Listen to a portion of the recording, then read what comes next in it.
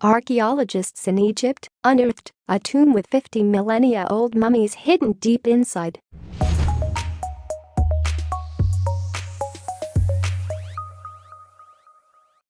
Hit the subscription button and ring the notification bell. This way you'll be the first to learn about the updates that appears on Inspiring Stories several times a day.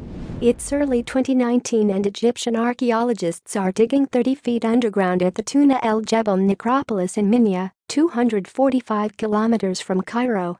Eventually, they uncover a series of tombs hidden deep in the ground, but the surprise still hasn't come. It's when they open the chambers and find a stunning burial ground for 50 mummies that they and the rest of the world realize just how special their find is. In ancient Egypt, a boundary sliced the territory into Lower and Upper Egypt, respectively. Right near that line stood Hermopolis, once a major city and provincial capital. When the Romans conquered Egypt, it maintained its status through the 3rd century, but the Muslim conquest saw its downfall. In its heyday, though, Hermopolis was second only to Thebes in its opulence, which explains why archaeologists have uncovered so much from this ancient metropolitan area. Indeed, not only did it comprise of a city, but a necropolis where they buried the dead and honored them with monuments and tombs. The residents of ancient Hermopolis had an interesting way of transporting bodies from the city to their final resting place, a necropolis called Tuna El-Gebel. Rather than carrying corpses over land, the living floated the dead down the Nile. To that end, some bodies found their eternal graves within the Beni Hassan grottos. Although the residents of Hermopolis treated the dead with such care, the city itself did not receive the same consideration from its later rulers. Much of it did escape the damage from the many wars that raged throughout early Egyptian history. However, Hermopolis's later Muslim rulers broke down many of its buildings to reuse the materials or retrieve lime from the stones. Nowadays, history buffs can visit what remains of Hermopolis. Indeed, its columns and statues stand in an open-air museum near El Ashminain, a town in the Minya Governorate of Egypt. But archaeologists have more recently focused their efforts on Tuna El-Gebel, which held a wealth of artifacts and information about life and death in Hermopolis. Excavators only started seriously digging through Tuna El-Gebel at the start of the 20th century. The Institut Français d'Archéologie Orientale led the first exploratory session, which spanned from 1902 to 1903. The Deutsche Orientgesellschaft followed in 1913, and that team found several examples of Roman tombs. That 1913 dig also revealed a slew of tombs with painted designs and decor that sprawled over 4 floors in some cases.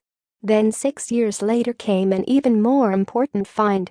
Indeed, the team discovered the tomb of Ptahhotep, a high priest of Thoth, an ancient Egyptian deity who controlled the universe and solved disputes among the gods. After uncovering the tomb of Ptahhotep in 1919, experts spent the next 2 years excavating all of it and then rebuilding the honorary structure. They found that the building's outer court had a very distinctive Greek style meant to please Alexander the Great, Egypt's Grecian ruler at the time of construction. Next, excavations continued under the guidance of Cairo University professor Sami Gebra. Indeed, he spent his first 9 years studying and digging into the area south of the tomb of Ptahhotep. Then, in the 1940s he delved into a series of underground galleries where he found animal burial sites. Meanwhile, it's not uncommon for an excavation to reveal animal remains within a human's tomb.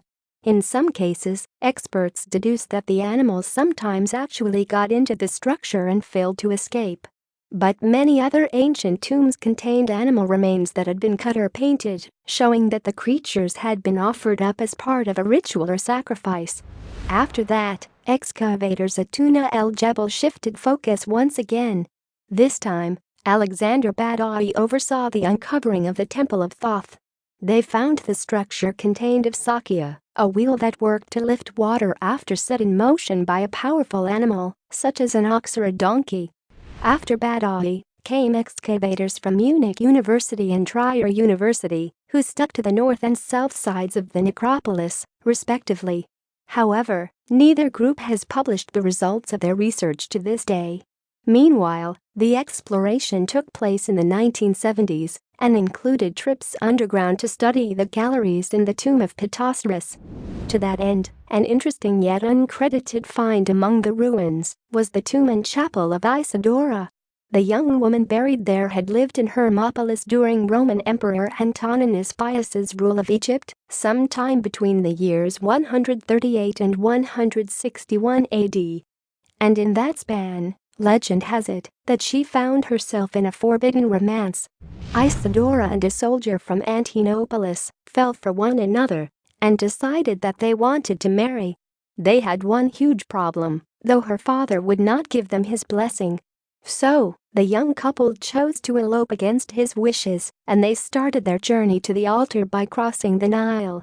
Unfortunately, Isidora didn't survive the Nile crossing. She drowned in the river before she could get married. After that, her father mummified her body and built a stunning tomb around her, much of which still stands at Tuna El-Gebel today. According to Lonely Planet, visitors to the tomb can still see Isidora's hair, nails and teeth. In recent years, multidisciplinary teams have worked together to piece more of Tuna El-Gebel back together. For instance, from 2005 onward, excavators, land surveyors, architects and geophysicists collaborated and later drew up a map of the necropolis, which includes its untouched areas, as well as the plan for its future architectural additions. And, as of 2012, restorers can now attend field school through Minya University and the University of Applied Sciences and Arts, Hildesheim. To that end, excavations continue to take place at Tuna El-Gebel today. They take place under the guidance of the Ministry of State for Antiquities, MSA, an Egyptian government group formed to protect the country's heritage. So, in 2019, when another group of Egyptian archaeologists took their turn to explore the past through Tuna El-Gebel's remnants, the MSA oversaw their work too. And together, the group, who also worked in tandem with Minya University's Research Center for Archaeological Studies, found something incredible. The team dug 30 feet into the ground at the former necropolis to uncover 4 separate burial chambers. And, once the archaeologists entered the tombs, they found a stunning collection of mummified remains. Indeed, there were 50 bodies within the tombs, including those of a dozen children. Meanwhile, the bodies came in all different burial styles. Some rested in stone coffins, while others reposed within wooden ones. Meanwhile, other corpses had simply been wrapped in linen and left within the tomb.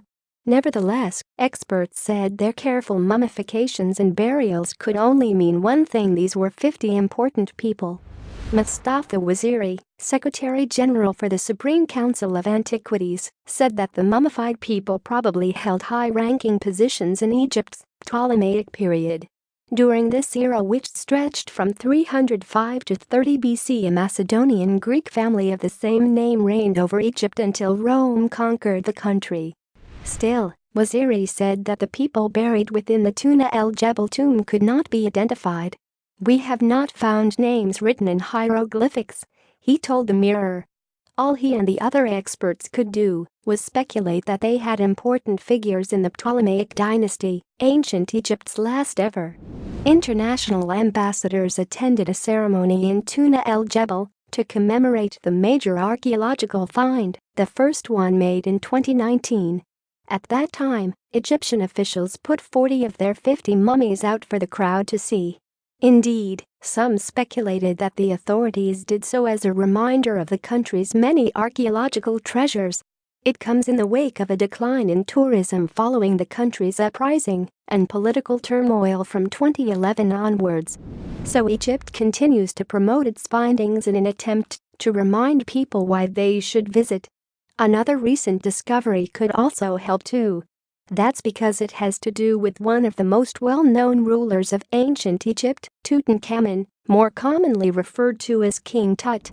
In 1922, Howard Carter discovered King Tut's tomb, all of which remained almost completely intact. Indeed, this is a stunning feat considering the Egyptian pharaoh died in 1323 BC. And the artifacts to come out of the tomb, including Tut's famous mask, became symbols of the country's storied past and engendered an interest in Egyptian history. The discovery of King Tut's tomb sparked intrigue in other, more sinister ways too.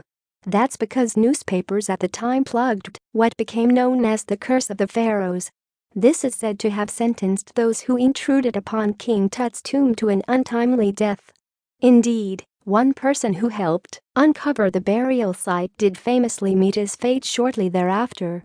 George Herbert, the fifth Earl of Carnarvon, served as the financier of the expedition to find King Tut's tomb. He traveled to Egypt just days after learning that Carter had found unsealed tombs in the Valley of the Kings. Authorities said they would officially open the tomb on November 29, 1922, but it appeared that Herbert couldn't wait that long. Herbert, along with his daughter, Lady Evelyn Herbert, snuck into the tomb multiple times along with the Earl's assistant.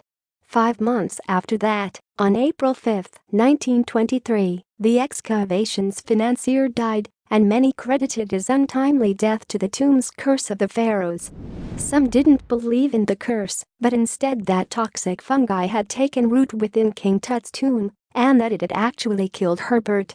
But after much speculation, a medical examiner revealed the truth. In reality, the fifth Earl of Carnarvon had actually died from pneumonia that progressed into a skin and tissue infection.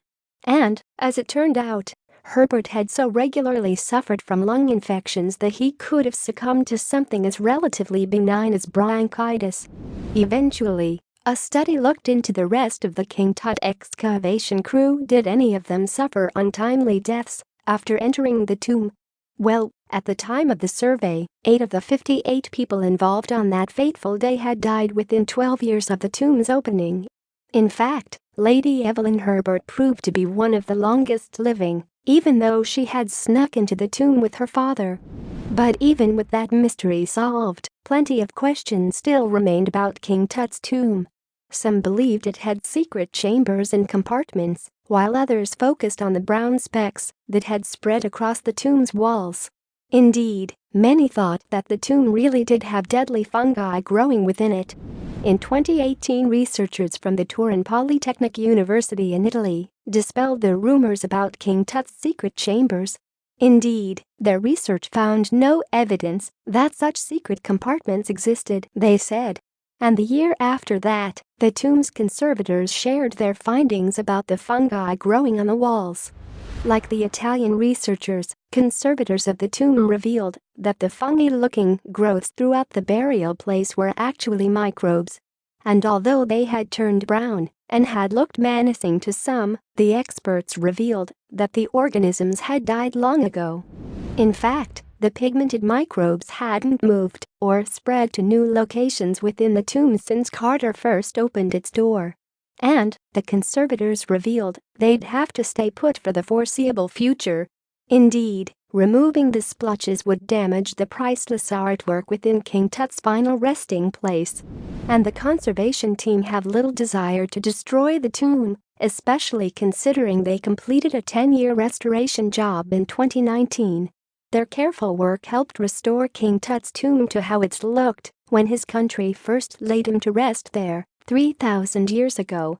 First, the team fortified the artwork within the tomb, including the pieces covered in brown dots. They then set up a ventilation system to better regulate the tomb's temperature system, since the humidity and body heat caused by hordes of visitors could damage the former pharaoh's mummified body. All of that, plus the installation of barriers within the tomb, took the conservationist team nearly a decade to complete.